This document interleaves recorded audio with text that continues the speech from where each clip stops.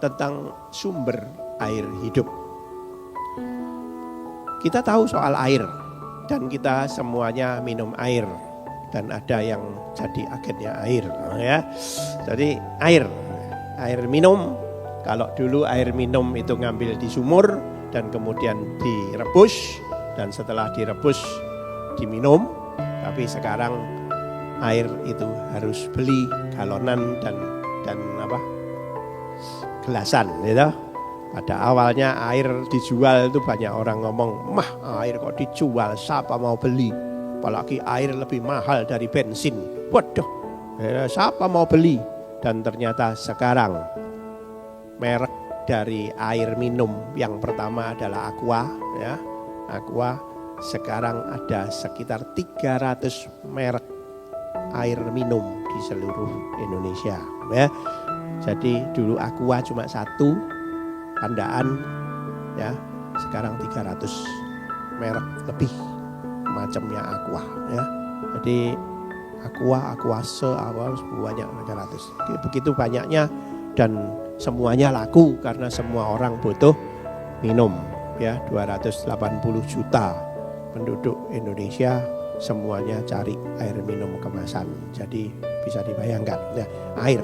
Bayangkan kalau air ini tiba-tiba tidak ada, termasuk di Rokojambi. Nah, khususnya di Rokojambi, cukup di daerah GKT Siloam sini saja, ya.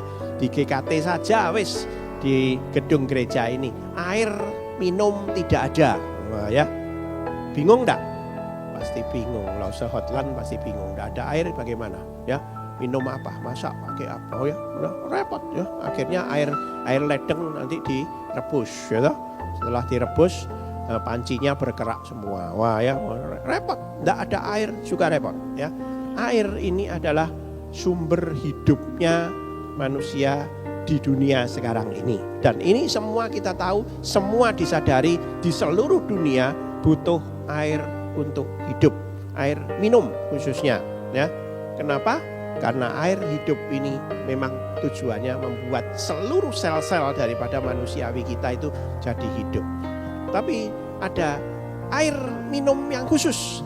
Yohanes 4 ayat 13 sampai 14. Ayo kita baca sama-sama. 1, 2, 3. Jawab Yesus kepadanya, barang siapa minum air ini, ia akan haus lagi. Tetapi barang siapa minum air yang akan kuberikan kepadanya, ia tidak akan haus untuk selama-lamanya. Sebaliknya, air yang akan kuberikan kepadanya akan menjadi mata air di dalam dirinya yang terus-menerus memancar sampai kepada hidup yang kekal. Nah, ya, ini kelihatannya kata-kata yang klise, yang sudah, ya. Tetapi sebenarnya ini ada dasarnya dari perjanjian lama semua. Dan khususnya tentang air, mata air yang memancar, ini sebenarnya bersumber di perjanjian lama, khususnya di masa-masa Israel keluar dari Mesir dan hidup di padang gurun, ya. Di padang gurun mereka bisa dapat air minum, tidak kulaan dari Rokojambi, tidak beli kemasan dari Banyuwangi, tetapi mereka di padang gurun sepanjang 40 tahun bisa dapat air minum. Oh, ini hal yang luar biasa. Air itu seperti apa sih? Manusia sangat perlu air. Itu jelas kita tahu, ya. Yang belajar medis semuanya ngerti bahwa tubuh itu rata-rata 70%-nya air. Jadi kalau berat badan kita 100 kilo, kayak kita dijemur beberapa hari tinggal 30 kilo, ya. Yang 70% menguap. Nah, jadi bayangin kayak WI yang beratnya piro WI.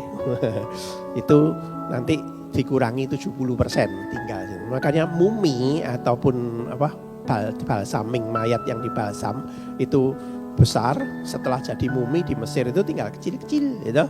Yang termasuk mumi-mumi yang di Cungkok di RRC juga jadi kecil-kecil. Kenapa? Karena seluruh air yang ada di dalam tubuh itu menghilang, jadi tinggal sisanya itu cuma 30%, ya. Bagi lansia, lansia ini susah minumnya, ya.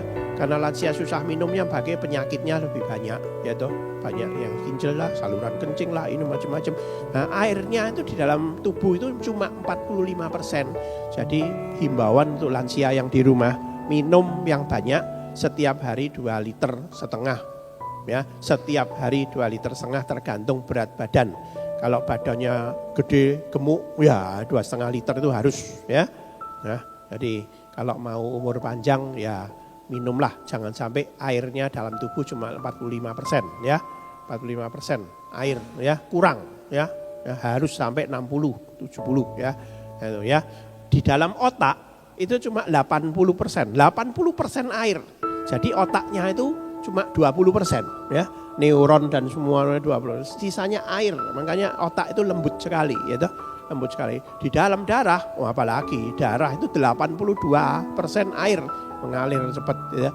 Di jantung, organ jantung, bukan darah yang di jantung. Jantung itu 75%, paru-paru cuma 86%, ginjal segitu. Kulit saja yang kayak gini itu 64%-nya air, ya. Kita bisa bayangin, ya. Otot-otot segitu. Nah, ini kondisinya kita, ya. Jadi manusia hidup itu butuh air hidup, air hidup yang di dunia, ya. Air hidup yang dalam arti air yang diminum, yang benar-benar diminum itu butuh. Kalau sampai tidak minum air, maka istilahnya dehidrasi, ya. Dehidrasi itu artinya kekurangan cairan di dalam tubuh. Apa efeknya kalau dehidrasi? Efeknya adalah seperti ini, ya. Kalau kurang minum, khususnya yang lansia, yang 45% tadi cairannya, itu efeknya akan seperti ini. Kehilangan imun, kekebalan tubuhnya lemah. Kemudian sulit fokus, ya. Jadi lansia kalau dijak ngomong A, mikirnya B, gitu ya. Wah, ya. Ayo makan bakmi, sing dipikir ayam goreng. Ayo meluncur kabeh, gitu ya. Sulit fokus, ya. Terus bad mood itu malas melakukan kegiatan, ya, malas kegiatan. Nang gereja asarasen, ndelok ngrungokno khotbah asarasen, ya, dan lain-lain. Apalagi lek sing khotbah kayak saya gini ngantuk semua. Wah, luwih asarasen neh. Gitu. Bad mood, ya, ini bad mood. Kulit kusam dan keriput. Orang tua-tua rata-rata kulitnya keriput. Kenapa? Kurang minum, ya, kurang minum, ya. Tekanan darah turun, darahnya jadi kental. Kram otot, sering kram, diluk-diluk kram, gitu. Sembelit, susah ke belakang, ya. Batu ginjal, itu karena minumnya kurang, kristalnya keras. Infeksi saluran kencing, kurang tenaga, susah mikir. Nih, orang tua banyak yang susah mikir. Orang tua yang pikunnya karena kurang air minum ada, ya. Karena kurang air minum sampai akhirnya pikun, sampai sembarang lupa, ya. Dijak rapat lansia lupa, ya, misalnya, ya toh. Dijak ngomong soal program, mari programnya disetujui, pas pelaksanaan lupa. Ya, ini karena ini tadi susah mikir, ya. Nanti pembina lansia harus mikir, wah, ya, di situ. Mual, ya, sakit kepala, sedih, ya. Orang yang kurang air suka makan, tapi nggak suka minum. Nah, ini, ya, ini yang berat. Dehidrasi ini seperti ini, ya, kondisinya. Makanya mari kita yang lansia minumnya yang cukup 2,5 liter sehari. Yang belum lansia, ya memang sekitar 2,5 liter sehari, ya. Jangan sampai kurang. Kalau kurang, ya ini efek-efeknya, ya. Nah, ini air hidup di dunia, air H2O. Nah, tapi urusan air hidup ini apa? Dasarnya apa? Ceritanya itu dari mana, ya? Ceritanya adalah sebenarnya air hidup ini mengarah kepada satu tanda di Perjanjian Lama, di mana orang Israel itu menjalani gurun pasir selama 40 tahun. Dan perjalanan di gurun pasir 40 tahun itu diperingati setiap tahun dalam hari raya yang namanya Sukot. Sukot, ya. Sukot setiap 15 Tisri selama 7 hari. Kalau untuk tahun 2025 itu nanti 6 sampai 13 Oktober. Nah, Sukot itu merayakan apa? Merayakan panen, musim panen, betul? Merayakan sambutan terhadap musim dingin, oke. Tetapi mereka membuat rumah-rumah kecil di depan rumah mereka, ya, dengan gaya rumah gubuk atau rumah tenda seperti di padang gurun, ya, untuk memperingati perjalanan mereka keluar dari Mesir 40 tahun di gurun, ya. Nah, rumah-rumah itu ada di depan rumahnya. Bayangin kalau di Israel sana ada apartemen yang tinggi, satu apartemen itu kan isinya berapa keluarga, itu di depannya halaman itu akan banyak rumah-rumah kecil, ya, dari tenda-tenda wakeh gitu, ya. Itu semuanya, setiap keluarga tidak tinggal di rumahnya, tapi di apartemennya, tapi di rumah-rumah kecil itu. Dan mereka makan bersama satu keluarga di sana dan mengundang orang-orang yang tidak mampu, yang miskin untuk hadir untuk ikut makan, ya. Itu Sukot, ya. Dan di sana mereka adakan ramah tamah, ada makanan, minuman di sana. Kenapa 7 hari? Karena dalam 7 hari itu mereka menyambut tamu-tamu mistis. Ya. Tamu mistis adalah tamu yang tidak tampak di mata tetapi ada di batin, ya. Tamunya adalah hari pertama itu Abraham, ya, seorang yang setia. Hari kedua itu Ishak. Hari ketiga itu Yakub. Ya, ada. Kenapa kok begitu ada, Chan, ya? Hari keempat Musa. Hari kelima Harun. Hari keenam Yusuf. Hari ketujuh Daud. Ya, kenapa kok gitu? Silakan cari sendiri di Google, banyak, ya. Nah, selama 7 hari itu imam-imam membawa, zaman dulu itu imam-imam membawa air dari kolam Siloam, ya. Kolam Siloam itu dibawa ke Bait Allah, ya, sebagai penyembahan. Jadi ditumpahkan di Allah. Itu air. Tuhan, terima kasih untuk air ini, dan kami masih butuh bukan air ini saja, tapi air hidup. Kami butuh air hidup. Nah, ya, air hidup. Ini air hidup yang mana? Waktu itu tidak dimengerti. Ya, air hidup ya ini, ya, dicurahkan ke altar. Kenapa? Kolam Siloam. Siloam artinya apa, Bapak Ibu? Siloam artinya yang diutus, ada di Perjanjian Baru. Air kolam Siloam berasal dari satu sumber di luar Yerusalem, namanya Gihon. Gihon itu artinya sungai kecil yang memancar dan meledak. Nah, ya, Gihon artinya sungai kecil yang memancar dan meledak. Kenapa kok pakai nama Gihon?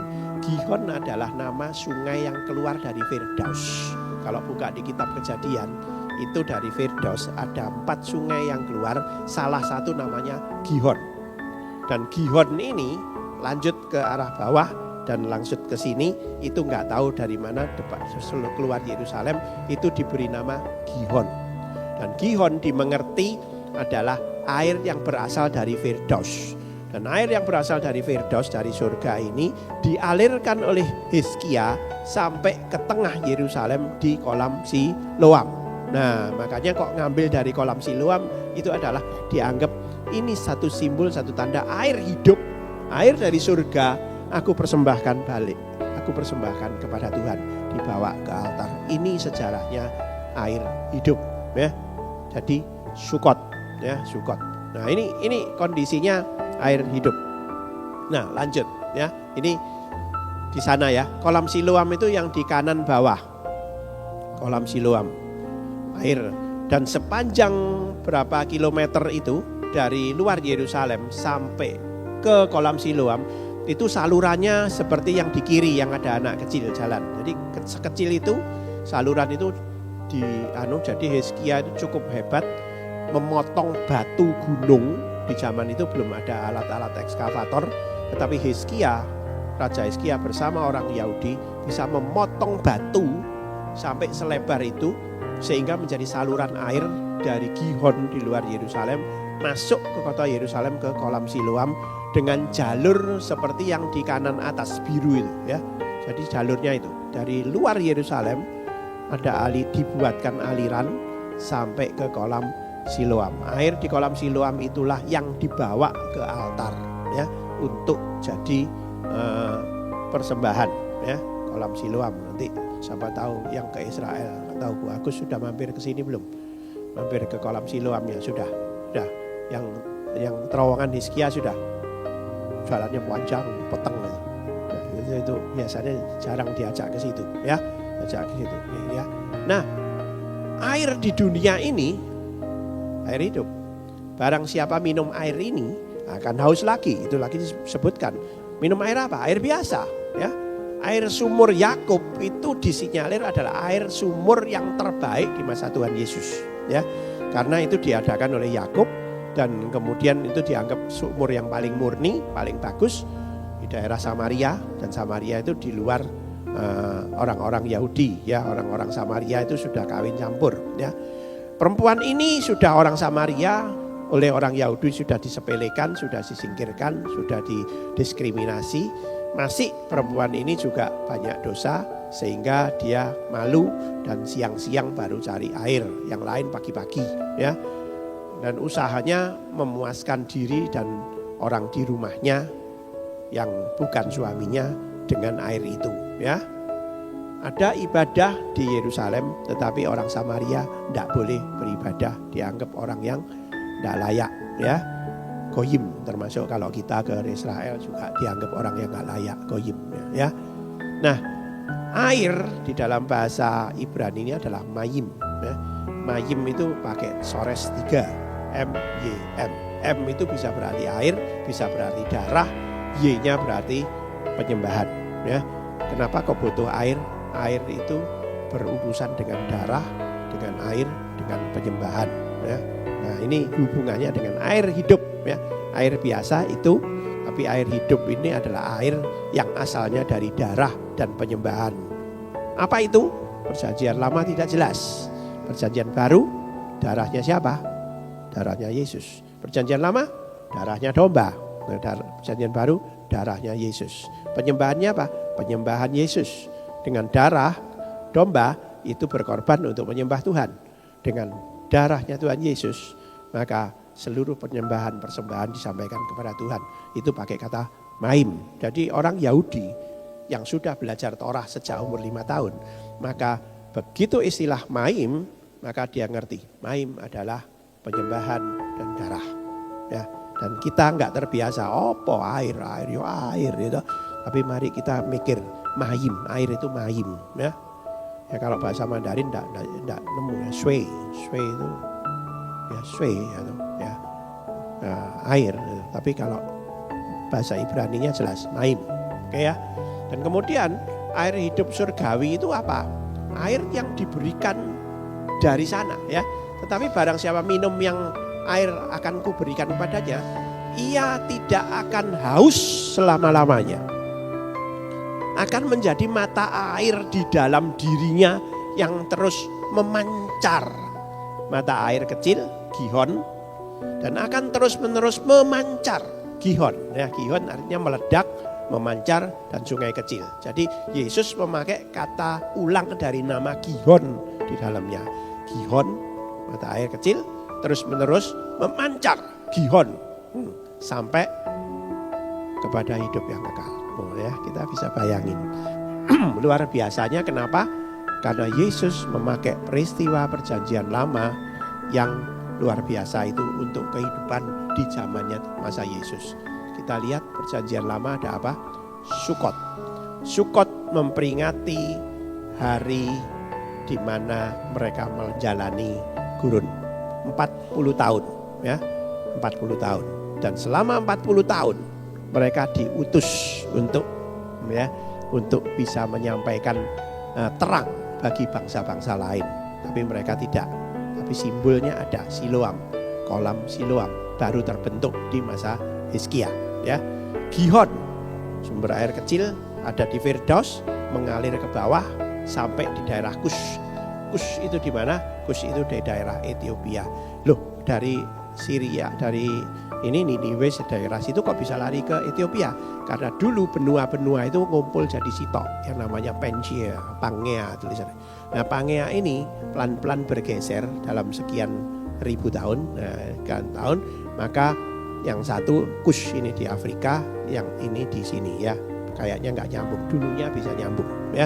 Dulunya bisa nyambung. Itu perkiraan ilmiahnya, ya. Gihon sungai kecil meledak memancar dari Firdaus tembus sampai Kush Ethiopia, ya. Kush. Jadi Kush ini Ethiopia di sini, Kush di sini adalah Midian, ya. Makanya istrinya Musa itu orang Kus dan orang Miriam protes. Kus itu di mana? Di daerah Midian. Makanya mungkin istri Musa orang Kus itu ya Sipora itu ya, karena Sipora juga orang Midian ya. Makanya disebutkan air Mayim. Tapi ada air yang di atas, surga. Surga itu apa? Shamayim. Nah, Shamayim itu adalah air yang di atas. Air tadi apa? Penyembahan dan korban dan darah ya. Ini dari mana? Yang dari surga, Shamayim. Air hidup yang dari surga itu siapa? Domba? Enggak. Siapa? Yesus Kristus yang dari surga. Yeshua HaMashiach. Ini dari surga turun. Ya, Yeshua HaMashiach, Shamayim. Jadi Mayim untuk semua orang yang percaya. Jadi Yesus bisa ada di dalam diri saya sebagai orang yang percaya. Betul? Inilah perlu kita pikirkan. Di dalam masa 40 tahun orang Israel berjalan. Apa yang dimakan? Mujizatnya. Selama 40 tahun makan apa? Manna. Ya, manna. Terus bagaimana hidup mereka? Terang. Terangnya pakai apa? Gelapnya pakai apa? Ada tiang awan dan tiang api. Ya. Terus selama 40 tahun minumnya pakai apa? Pernah mikir? Orang Israel 40 tahun itu minumnya minum apa? Teh botol. Masa orang Israel minum teh botol? Kulaan dari Indonesia, dari padang gurun. Mana bisa? Minum dari apa? Dari sebuah sumur yang namanya sumur Miriam, yang bentuknya adalah batu karang. Di dalam Keluaran dan Bilangan itu ada batu karang yang keluarkan air. Di dalam Bilangan juga ada batu karang keluarkan air. Well, batu karang ternyata yang dibuat oleh Tuhan itu batu karang yang mengeluarkan air, dan dia portable, mengikuti orang Israel sepanjang padang gurun. Bener tak? Taurat itu mengikuti orang Israel. Kemah di mana, Torah itu aja di sana. Betul ya? Tiang awan, tiang api itu mengikuti orang Israel dimanapun dia ada. Di sini tiang awan di sini, sini ya tiang awannya di sini. Pada saat ini tiang awan di sini. Mana mengikuti orang Israel. Orang Israel di sini, mana turun di sekitar sini. Ya, geser ke sini, mana turun di sekitar ini. Yang di sini tidak ada mananya. Siapa mau ambil di sekitar orang Israel? Orang Israel sampai sana, mana di sekitar itu. Dan minumnya batu karang. Pirot Miriam. Itu di mana? Dia ikut di sana. Ono dah batu karang bisa ikut ya. Batu karangnya yang ikut atau airnya yang ikut terserah. Tapi kalau Tuhan Allah bisa mengadakan mujizat yang namanya tiang awan, tiang api dan mana ikut pindah. Torah diberikan ikut pindah, portable. Maka air minum yang portable pasti Tuhan mampu berikan. Amin. Buktinya baca di 1 Korintus 10 ayat 4. Di sana dikatakan apa? Air dari batu karang yang mengikuti Israel pindah. Luar biasa bukan? Ini loh air hidup itu. Lah batu karang yang bawa air yang ikut pindah selama Israel ini batu karang apa? Paulus, Rafi Shaul Paulus mengatakan inilah batu karang yang sampai ke dasar, dan inilah adalah Kristus. Silakan baca nanti 1 Korintus 10 ayat 4 ya. Dan itulah kuncinya. Jadi kita nggak tahu di perjanjian lama ada batu karang isi air biasa mengikuti orang Israel. Taunya di mana? Taunya di perjanjian baru. Paulus ada air hidup yang mengikuti orang Israel 40 tahun. Sehingga orang Israel selama 40 tahun jutaan itu hidup. Makannya ada, minumnya ada, terangnya ada, yup-yupannya ada ya. Dan Torahnya ada. Oh luar biasa. Itu air hidup. Bagaimana dengan kita? Air hidupnya di mana? Air hidupnya ada di dalam kita. Dan Gihon muncul di hati. Gihon memancar di dalam hidup kita. Sehingga kita hidup, cukup air minum secara dunia, dan di dalam Yesus kita hidup karena ada air hidup yang memancar di dalam diri kita. Dan air hidup yang memancar itu bisa kita share kepada orang lain. Amin. Amin. Biarlah ini kita mengerti sampai dalam, ya, sampai dalam. Ini luar biasa berita ini, ya. Biarlah ini kita boleh selami. Tuhan memberkati kita semuanya. Kita sama-sama tunduk kepala, kita berdoa. Bapa di dalam surga, terima kasih Tuhan untuk kami sudah merenungkan bagian air hidup di sini. Tuhan berkati kami, biarlah air hidup ini kami semua punya, memancar di dalam setiap hati kami sekarang ini sampai kami pulang. Terima kasih Tuhan, terima kasih Tuhan Yesus yang mau jadi air hidup untuk kami pribadi masing-masing. Berkati kami, dalam nama Yesus Kristus kami sudah berdoa. Amin. Oke, Shalom Alaikum Bisham Yahshua Hamasya. Sampai Rabu mendatang kita bisa ketemu lagi, baik di sini maupun di tempat-tempat lain. Tuhan memberkati.